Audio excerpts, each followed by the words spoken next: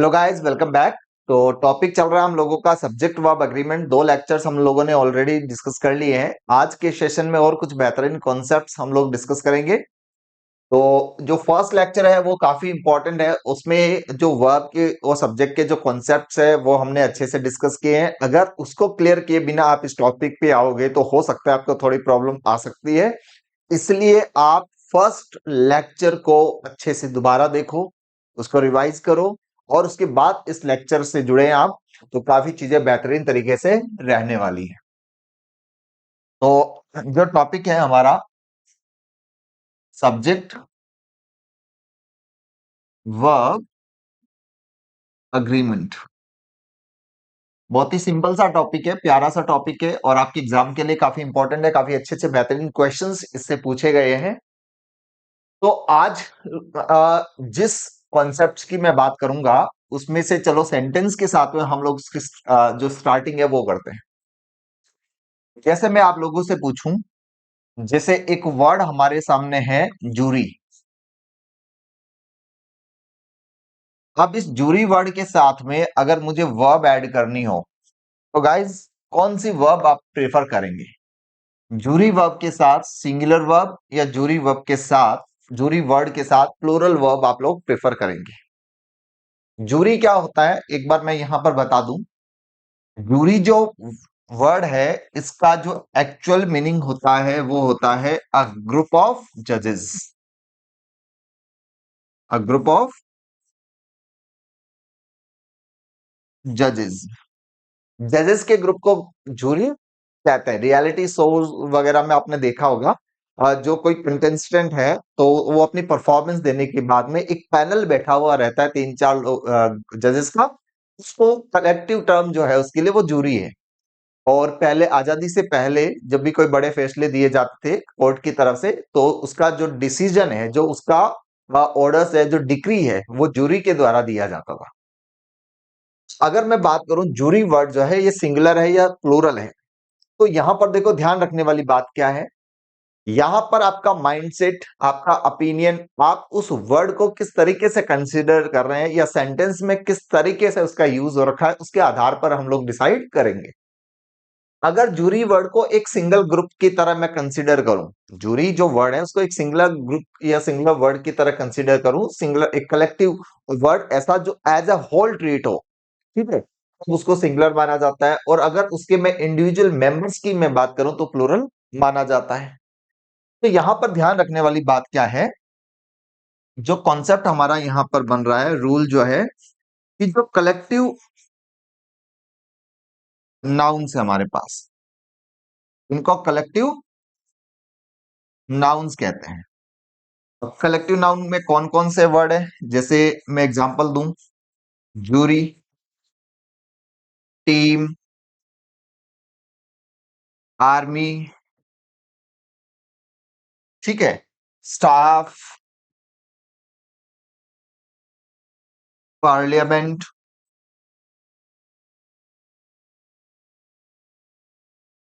अब ये इस टाइप के जो वर्ड्स हैं ये कलेक्टिव नाउन में आते हैं, ठीक है। Like crew. अब क्रू क्या होता है? जहाज, प्लेन के जो चालक दल के जो सदस्य होते हैं उनको कलेक्टिव वर्ड उनके लिए क्या है? क्रू। क्रू मेंबर्स हम लोग कहते हैं। अगर मैं इन कलेक्टिव नाउन्स की मैं बात करूं, ये सारे जो वर्ड हैं आपको आगे जो दे रखे हैं ये कलेक्टिव नाउन्स हैं। अगर इन कलेक्टिव नाउन्स को इनको इनको अगर एज अ होल ट्रीट किया जाए, एज अ होल, तब ये सिंगुलर रहेंगे। और अगर इनको इंडिविजुअल मेंबर्स की तरह कंसीडर किया जाए,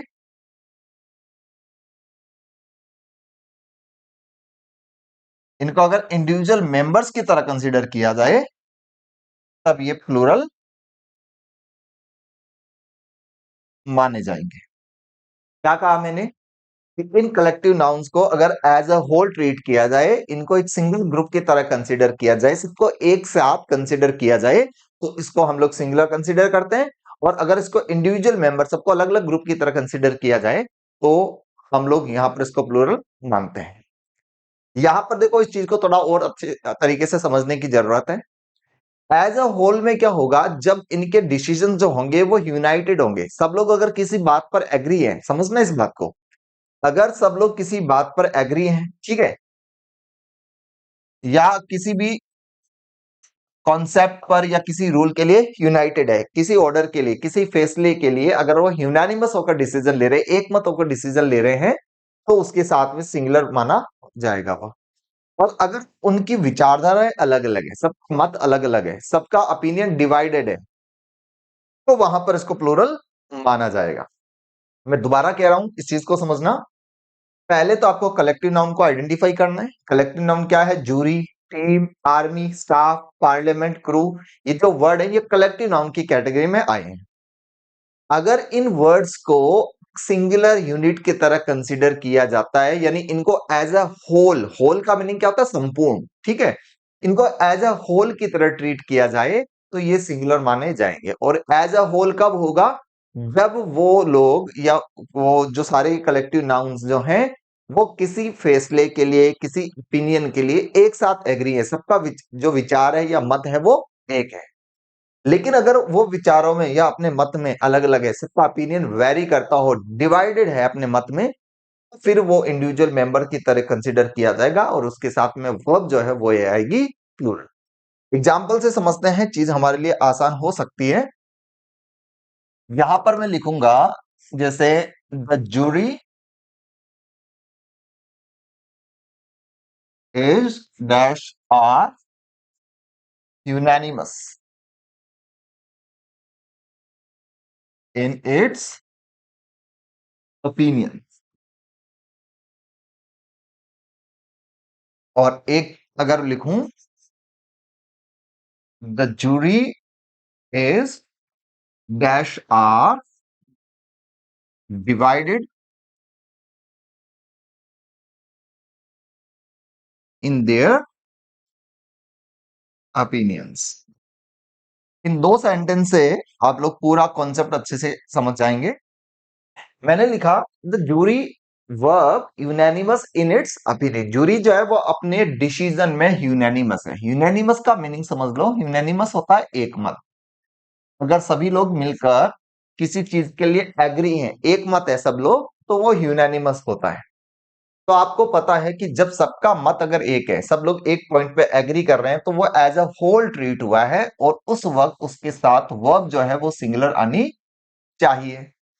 और जैसे ही मैंने कहा आर डिवाइडेड, डिवाइडेड का मीनिंग हुआ कि उनका मत, उनका विचार, उनका ओपिनियन आपस में बंटा हुआ है, तब हम लोग वहां पर प्लूरल वर्ब का यूज करते हैं। उनको इंडिविजुअल मेंबर की तरह माना हुआ है, प्लूरल वर्ब की तरह कंसिडर करेंगे तो वर्ब आएगी आर। एक चीज यहां पर और ध्यान रखने वाली है कि जब आपने इसको सिंगुलर कंसिडर किया, इसको सिंगुलर कंसिडर किया, तो इसके साथ में जो प्रोनाउन, जो पजेसिव एडजेक्टिव यहां आया वो सिंगुलर रहेगा, यानी इसके लिए इट का यूज किया जाएगा।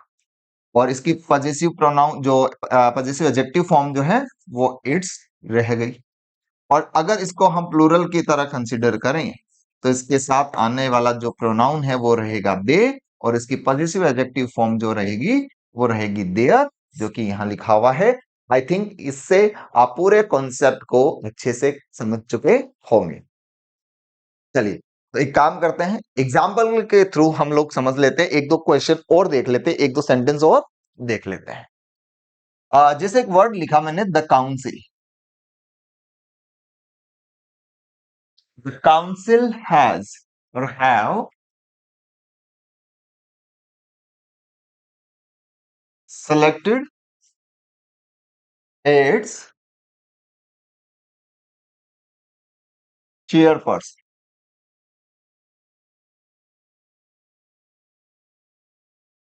जो काउंसिल है उन्होंने अपने चेयरपर्सन को सेलेक्ट कर लिया है, ठीक है। अब देखो इस सेंटेंस को समझो। काउंसिल की जब मैं बात करूं, यहां पर अगर मैं बात करूं काउंसिल की, तो मुझे पता होना चाहिए कि काउंसिल का मीनिंग होता है कमिटी। काउंसिल का मीनिंग क्या होता है? कमिटी, सभा, ठीक है।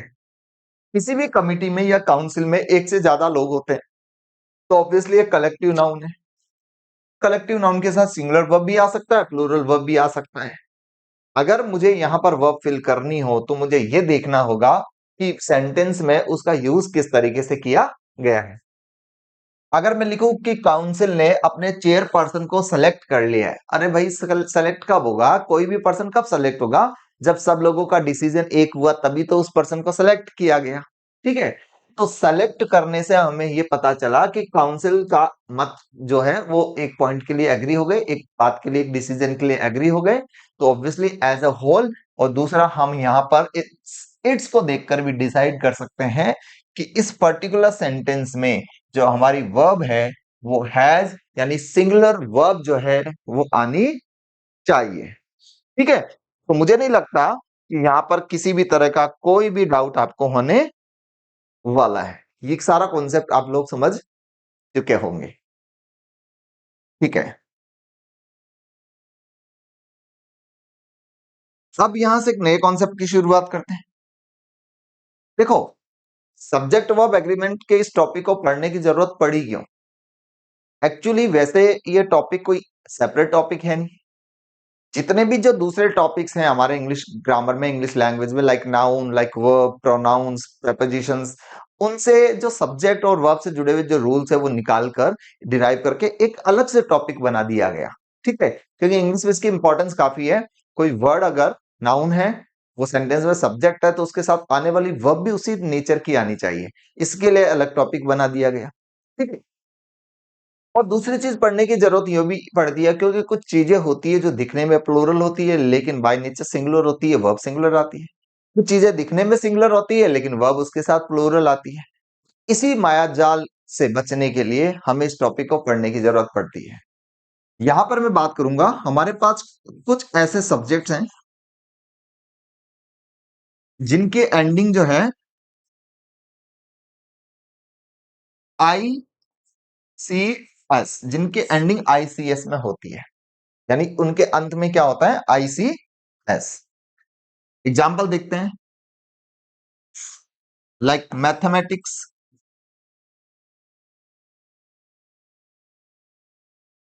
Like like economics, like physics, like politics,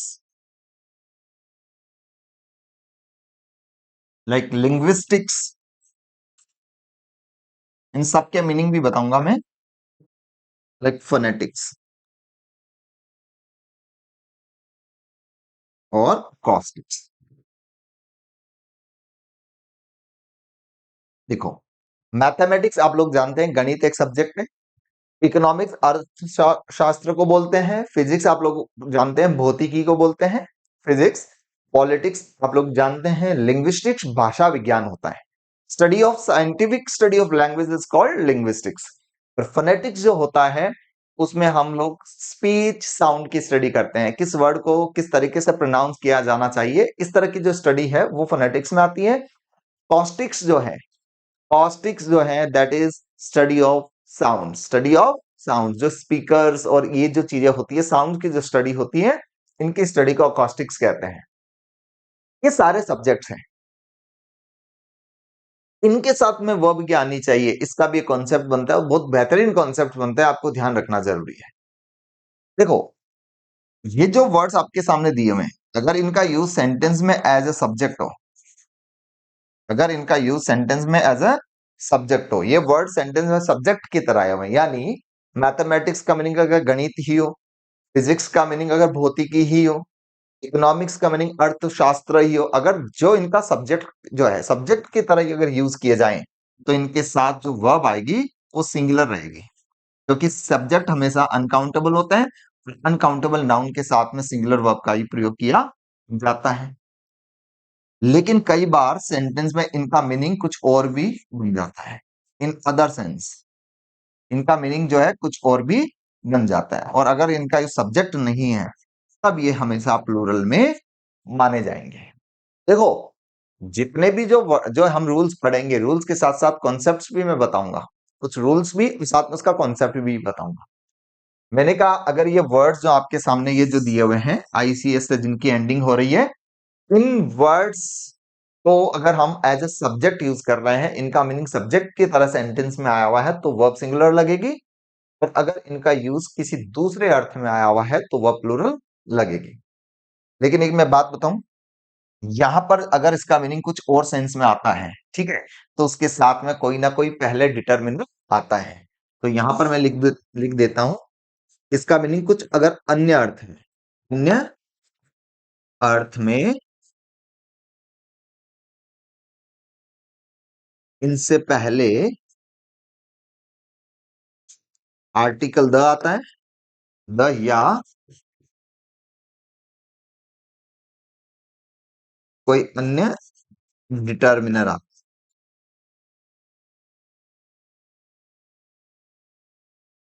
देखो, आप इससे भी पहचान सकते हैं, आप इस रूल को ऐसे भी ले सकते हैं कि इन सारे वर्ड्स के साथ सिंगुलर वर्ब लिखेंगे, लेकिन अगर इनसे पूर्व अगर कोई दूसरा वर्ड अगर आया हुआ है तो इसको प्लूरल कंसीडर करेंगे। देखो, एग्जाम्पल से समझने की कोशिश करते हैं। जैसे मैंने लिखा politics is dash are an interesting field of study. एक तो मैंने ये लिखा, और एक सेंटेंस यहां पर मैं लिखूं, his politics is dash are left wing. उसकी पॉलिटिक्स कैसी है? Left wing. आप लोग जानते हैं राइट विंग और लेफ्ट विंग दो टाइप की पॉलिटिक्स होती है, ठीक है। तो इस पर ज्यादा हम डिटेल में नहीं जाएंगे। अब बात समझो यहां से, मैंने लिखा पॉलिटिक्स इज और are an interesting field of studies. जब पूरा सेंटेंस देखा तो मुझे ये पता चला कि यहाँ पर जो पॉलिटिक्स है, इस पॉलिटिक्स का मीनिंग राजनीति विज्ञान है, सब्जेक्ट की तरह यूज हो रखा है। इसका मीनिंग यहाँ पर सेंटेंस में क्या है? सब्जेक्ट। और जब सब्जेक्ट की तरह आए तो वर्ब जो है वो सिंगुलर आनी चाहिए। His politics is an interesting field of study. लेकिन वही अगर आप यहां देखेंगे तो इस पॉलिटिक्स से पहले हिज आया हुआ है, तो यहां पर पॉलिटिक्स का मीनिंग क्या हुआ? राजनीतिक विचार, पॉलिटिकल ओपिनियन।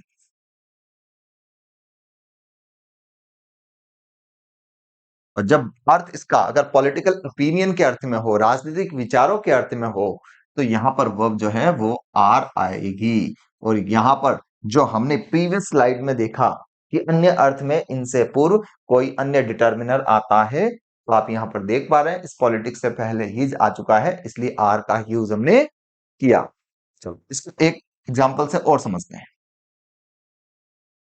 मैंने लिखा mathematics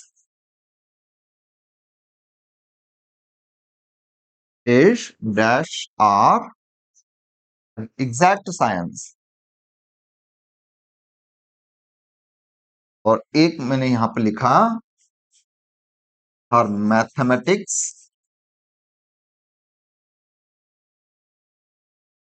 is dash are very poor, very weak. अब एक मैंने यहां लिखा। अब दो सेंटेंस है, आप पूरा कॉन्सेप्ट समझ पाएंगे। जब मैंने मैथमेटिक्स लिखा, mathematics is are an exact science, राजनीति विज्ञान जो है, सॉरी गणित जो है, मैथ जो है, वो एक एग्जैक्ट साइंस है, एक ऐसा सब्जेक्ट है। साइंस क्या होता है? सब्जेक्ट। एक ऐसा सब्जेक्ट है जो एग्जैक्ट है, जिसके अंदर अपवाद नहीं होते। मैथमेटिक्स सब्जेक्ट है, वर्ब आएगी इज। लेकिन जैसे ही मैंने लिखा her mathematics is are very weak, उसकी गणित बहुत कमजोर है। यहाँ पर कैलकुलेशन की बात हो रही है, यहाँ पर कैलकुलेशन की बात हो रही है। और आप देख पा रहे हैं इससे पहले डिटर्मिनर का यूज हो रखा है, तो यहाँ पर वर्ब जो है वो आर आनी चाहिए। यानी ऐसे सब्जेक्ट्स जिनकी एंडिंग आईसीएस से हो, उनके साथ सिंगुलर वर्ब, लेकिन उनसे पहले अगर कोई डिटर्मिनर आया हुआ है, अगर वो किसी डिटर्मिनर से मॉडिफाइड है, तो वह फिर आप उस कंडीशन में प्लूरल का यूज करोगे। तो आई थिंक दोनों कॉन्सेप्ट्स आपके क्लियर हो चुके हैं। इनकी पीडीएफ आप लोगों को एप्लीकेशन में लेक्चर के साथ साथ आपको मिल जाती है, तो आप लोग जब लेक्चर देख लें इसके बाद में रिवीजन के लिए आप उसकी पीडीएफ को भी आप हेल्प ले सकते हैं। चलिए बढ़ते हैं हमारे नेक्स्ट कंसेप्ट की तरफ।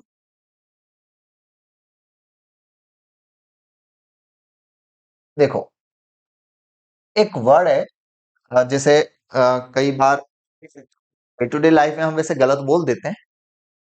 तो कपड़ों की बात करते हैं तब हम पैंट वर्ड यूज करते हैं, मेरी पैंट कहाँ है, ठीक है। चश्मे को स्पेक्टिकल कह देते हैं, दूरबीन को बाइनोकुलर कह देते हैं, ठीक है। कहने को आप ठीक है कह दो, आपने कह दिया तो वो सही है, ठीक है। लेकिन जब बात ग्रामर की करें, जब बात ग्रामर लैंग्वेज के रूल्स की करें, तो वहां पर हमें कुछ कॉन्सेप्ट है जिनको फॉलो करना जरूरी है। मैं वर्ड्स बता रहा हूं जिनकी मैं बात कर रहा हूं, उनको इंग्लिश में बाइनरी नाउन्स कहते हैं। बाइनरी नाउन्स क्या होते हैं? जो पेयर ऑब्जेक्ट्स होते हैं, जो पेयर ऑब्जेक्ट्स होते हैं। और पेयर ऑब्जेक्ट्स क्या होते हैं? ऐसे नाउन्स जो दो पार्ट्स में बंटे हुए हो, दो पार्ट्स में डिवाइडेड हो। बात को समझना, कुछ ऐसे ऑब्जेक्ट्स होते हैं, कुछ ऐसी वस्तुएं होती है जो दो पार्ट्स में डिवाइडेड होती हैं, और उन दोनों ही पार्ट्स का जो शेप है, जो लुक है, वो एक जैसा होता है। एग्जाम्पल की मैं बात करूं तो जैसे सीजर, वर्ड सीजर नहीं होता, वर्ड जो करेक्ट होता है वो सीजर्स होता है, ठीक है। थोड़ा फॉन्ट साइज बड़ा करता हूं मैं। चिमटे को टोंग्स कहते हैं, चिमटे को इंग्लिश में कहते हैं टोंग्स, ठीक है। तार काटने का, वायर काटने का जो टूल होता है उसको प्लायर्स कहते हैं, ठीक है। एक होता है बेलोज। बेलोज क्या होता है? जो चूल्हा होता है, जो एक कच्चा स्टव होता है हमारे गांवों में होता, तो उसको जलाने के लिए जो पाइप होता है, ठीक है, उस पाइप में एक सिरे से हवा जो है, फूक जो है वो दी जाती है, ब्लो किया जाता है, दूसरी तरफ से उसके अंदर जो आग जो है वो लग जाती है, जो कोयले वगैरह जो होते हैं उसमें, चूल्हे में, उसमें। तो वो जो पाइप होता है उसको बेलोज कहते हैं। इसके साथ में जैसे हम गारमेंट्स की बात करते हैं, लाइक जीन्स, पायजामास, ट्राउजर्स, ठीक है। एक पैंट्स, ठीक है। बाइनोकुलर्स भी ले लो आप।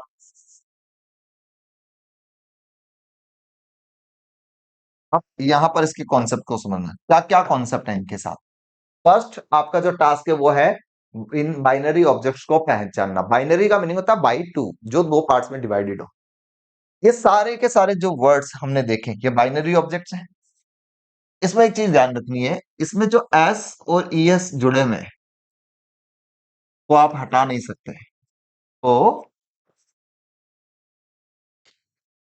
हटाया नहीं जा सकता। जो इसमें एस और ई एस जुड़े हुए हैं, जैसे सीजर्स का आप सीजर नहीं कर सकते, टोंग्स का टोंग नहीं कर सकते।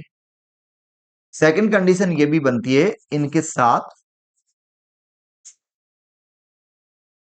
प्लूरल वर्ब आती है, इनके साथ प्लूरल वर्ब आती है। एग्जाम्पल से समझ लेते हैं, इनके साथ प्लूरल वर्ब आती है, एग्जाम्पल से समझते हैं। मैंने लिखा scissors are missing, scissors are missing, उसकी कैंची गायब है, सीजर्स कैंची। जब यहां पर हमने देखा कि यहां लिखा हुआ है सीजर्स, नाउन है, सब्जेक्ट है, प्लूरल है, तो वर्ब भी प्लूरल आएगी। लेकिन यहां पर ध्यान क्या रखना है कि अगर यही एक्सप्रेशन ये होता, a pair of scissors, pair of scissors is dash are missing, अगर ये होता सब सेंटेंस, उस कंडीशन में आपको ध्यान क्या रखना है कि सब्जेक्ट हमारा अ पेयर ऑफ सीजर्स है, अब वर्ब आएगी इज। बोलेंगे सर आप तो कह रहे हो कि सीजर्स के साथ प्लूरल वर्ब आती है, सिंगुलर वर्ब क्यों आई? भैया बात यहां है इस सीजर्स के साथ तो प्लूरल वर्ब आएगी डेफिनेटली, लेकिन सीजर्स यहाँ पर इस पार्ट सेंटेंस का सब्जेक्ट ही नहीं। इस सेंटेंस का सब्जेक्ट है पेयर। यहां पर जो पेयर है वो आपका सब्जेक्ट है, तो पेयर के हिसाब से तो वर्ब क्या आएगी, इज आएगी। इसलिए आप कह सकते हो कि जितने भी जो बाइनरी नाउन्स की हम लोग बात कर रहे हैं, बाइनरी नाउन्स आप पहचान लिया, बाइनरी नाउन्स जो हैं के साथ प्लूरल वर्ब आती है। बाइनरी नाउन्स के साथ प्लूरल वर्ब आती है, लेकिन इनसे पूर्व अब पेयर ऑफ का प्रयोग किया जाए, पेयर ऑफ का प्रयोग किया जाए तो वर्ब सिंगुलर आएगी।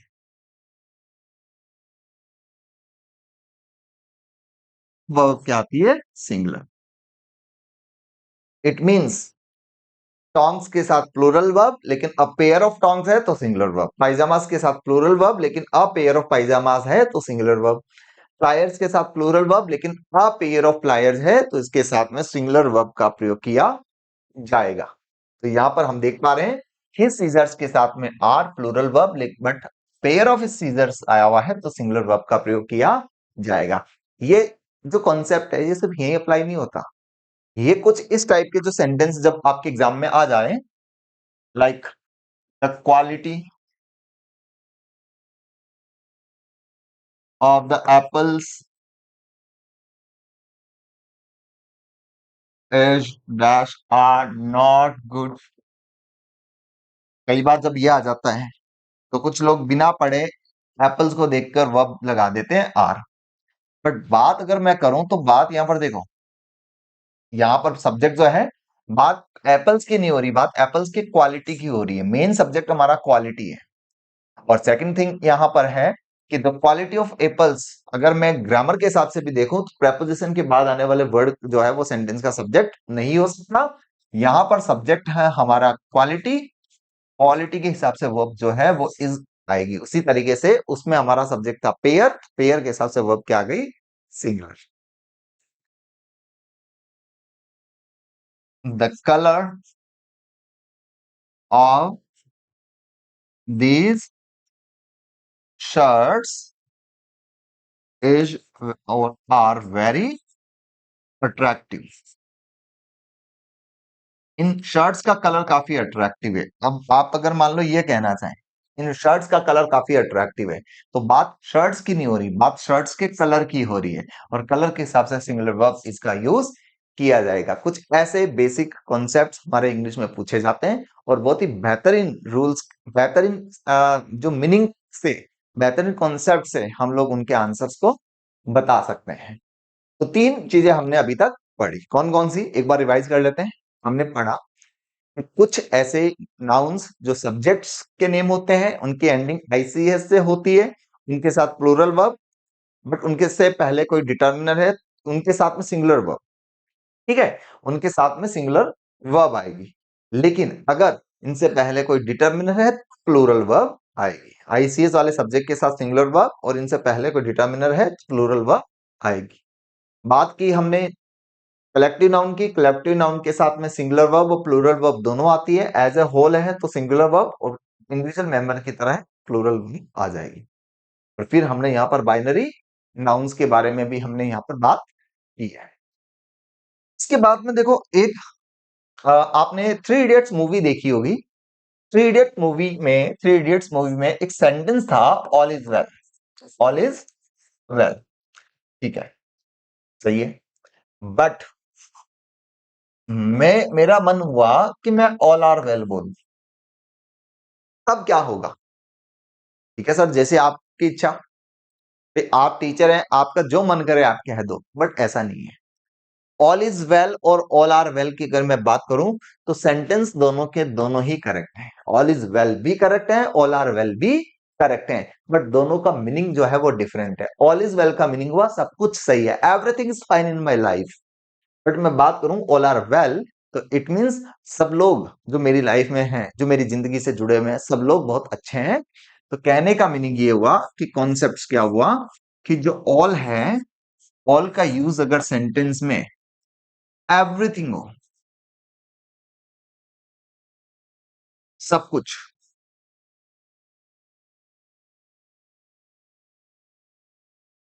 तब इसको सिंगुलर माना जाता है, अनकाउंटेबल माना जाता है। और जब ऑल का मीनिंग हो, जब ऑल का मीनिंग प्लूरल नाउन के लिए हो, तब इसको प्लूरल माना जाता है। एक बहुत ही बेहतरीन एग्जाम्पल है, हो सकता है किस्मत रही तो सेम यही एग्जाम्पल आपके एग्जाम में आ जाएगा। All is not lost yet। एक मिल्टन का एक पैराडाइज लॉस्ट नाम से एक बुक है, जिसके अंदर एक सैटन नाम का कैरेक्टर है। वो बोलता है कि क्या हुआ, तो मैं हार गया था, सब कुछ तो नष्ट नहीं हुआ है। All is not lost yet।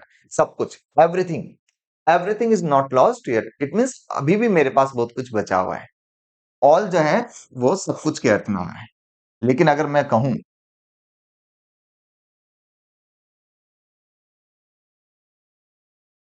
There are 10 girls in the class,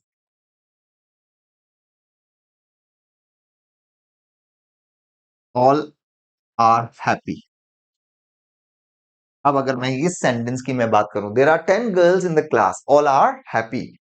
यहां पर आप लोग इस चीज को देखेंगे कि बात यहां पर जब ऑल की कर रहा हूं, तो ऑल का मीनिंग इन 10 गर्ल्स के लिए आया हुआ है, यानी प्लूरल नाउन के लिए आया हुआ है। तो इसके साथ प्लूरल वर्ब का यूज किया जाएगा। तो ऑल अगर अनकाउंटेबल नाउन के लिए है, सब कुछ के अर्थ में है, तो सिंगुलर। और ऑल का यूज प्लूरल नाउन के लिए आया हुआ है, तो ये प्लूरल माना जाएगा। मुझे लगता है ये भी एक बेहतरीन कॉन्सेप्ट था जो आप लोग समझ चुके हैं। इससे ज्यादा जब इसको और बेहतरीन तरीके से समझने के लिए हमें कुछ प्रैक्टिस करनी होगी, कुछ रूल्स पढ़ेंगे हम लोग, कुछ और एग्जाम्पल जो प्रीवियस ईयर के पेपर्स में आ चुके हैं उनकी प्रैक्टिस करेंगे, तो सब कुछ क्लियर होता जाएगा। आप लोगों को रिवीजन करना है, सिर्फ रिवीजन करोगे, उसके बाद प्रैक्टिस करेंगे, तो चीजें बहुत आसान होती जाएगी। तो यहां भी क्लियर हुआ। इसके बाद एक कॉन्सेप्ट और पढ़ लेते हैं। हो सकता है कि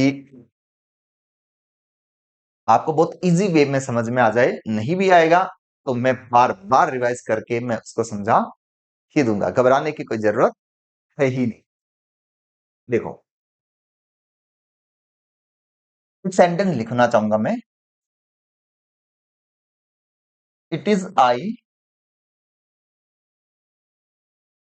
who is dash R am responsible. और एक सेंटेंस में लिखूं, इट इज ही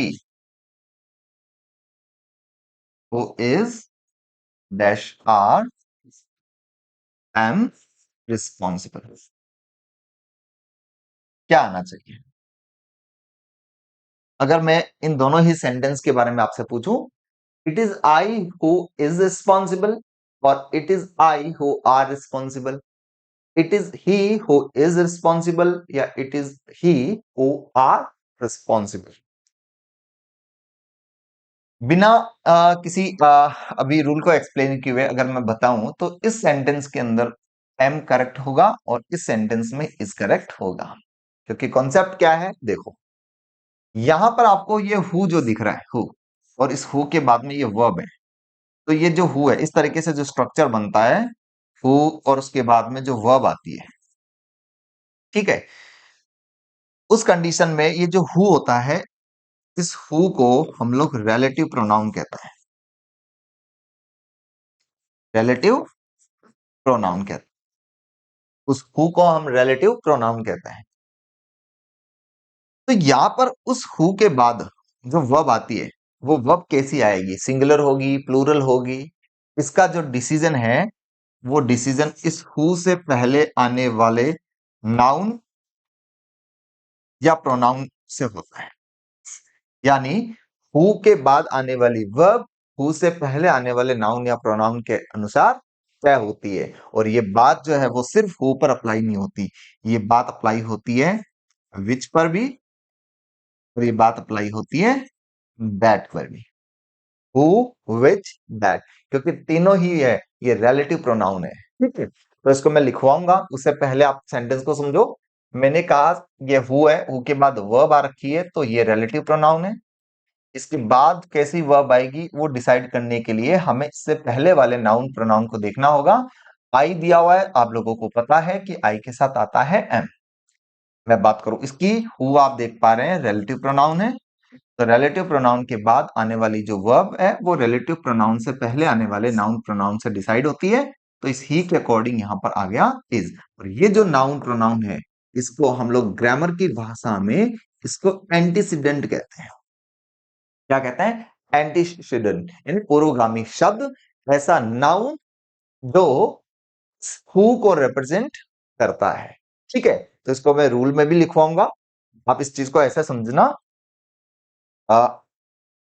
देखो, हु, विच और दैट, ध्यान से सुनना। हु, विच और दैट, इनके जब बाद वर्ब आती है तो हु, विच, दैट जो है वो सेंटेंस में रिलेटिव प्रोनाउन का फंक्शन देता है। हु, विच, दैट के बाद आने वाली वर्ब हु, विच, दैट से पहले आने वाले नाउन प्रोनाउन से डिसाइड होती है। तो यहां पर हम देख चुके हैं, एक एग्जाम्पल हम लोग देख लेते हैं। जैसे क्वेश्चन आया, सेंटेंस आया, दिस इज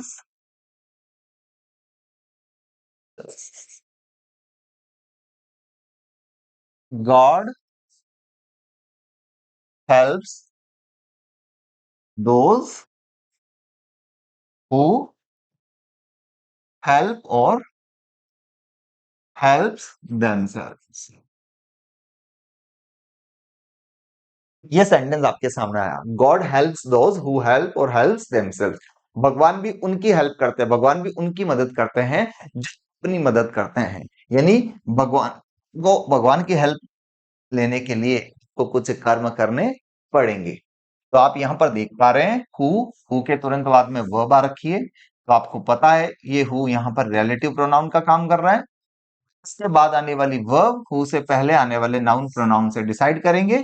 दोज आपको पता है ये प्लूरल होता है, और प्लूरल अगर है तो इसके साथ में वर्ब आएगी प्लूरल, और प्लूरल वर्ब जो है वो यहाँ पर है हेल्प। क्योंकि आप लोग जानते हैं जब भी वर्ब में एस और ईएस ऐड होता है तो वो वर्ब जो है वो बाय नेचर बन जाती है सिंगुलर, जिसकी हमें बिल्कुल भी आवश्यकता नहीं है।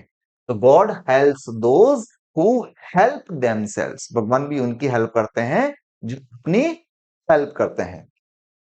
और यही एक इसी तरीके का एक सेंटेंस और देखो, मैंने लिखा one of the this is one of the most interesting novels that has or have been published this year। अब यहां देखो, this is one of the most interesting novels that has been or have been published this year। अब यहां पर कुछ लोग one of को देखकर हो सकता है कंफ्यूज हो जाए, आपको कंफ्यूज होने की जरूरत नहीं है। आपने यहां पर देखा दैट, आपने उसके बाद देखा दैट के बाद आ रखी है वर्ब, ठीक है, हैज और हैव में से। तो इसका जो यूज होगा वो दैट से पहले आने वाले नाउन प्रोनाउन से डिसाइड करेंगे। तो दैट के पहले है नोवेल, सो नोवेल्स के अकॉर्डिंग प्लूरल वर्ब आनी चाहिए। तो क्या होगा sentence, this is one of the most interesting novels that have been published this year. तो इस तरीके से एग्जाम में अगर आपके क्वेश्चन आते हैं, आप लोग बहुत ही बेहतरीन तरीके से इनको को सॉल्व करना है। तो जितना जब रिवीजन करेंगे चीजें आसान होती जाएगी। आपने नोटिस किया होगा जब फर्स्ट डे इस टॉपिक का था तब चीजें आपके लिए इतनी कन्वीनियंट नहीं थी, लेकिन जैसे जैसे आप आगे बढ़ते गए, जैसे जैसे प्रैक्टिस करते रह गए, चीजें आपके लिए बहुत आसान होती गई। तो जुड़े रहिए, बार बार रिवीजन करते रहिए। इन ऑनलाइन कोर्स का इनका यही तो बेनिफिट्स है कि आप किसी भी चीज को बार बार रिवाइज कर सकते हैं। तो जिस चीज का बेनिफिट एक्स्ट्रा बेनिफिट्स है उसका यूज लो ना। तो उसको 2x की 3x की स्पीड पर देख के आप फटाफट उसको, हाँ बाद में रिवीजन के लिए आप कर सकते हो, लेकिन जब फर्स्ट टाइम आप उस लेक्चर को देख रहे हो, रिवाइज कर रहे हैं, क्लासरूम की तरह आप अच्छे से बैठकर एक प्रॉपर एम्बियंस में आप लोग उसका जो है लेक्चर का बेनिफिट लें। चलिए, आज के लिए इतना ही। रिवीजन करते रहिए, अपना और अपनों का ध्यान रखिए। नमस्कार, जय हिंद, जय भारत।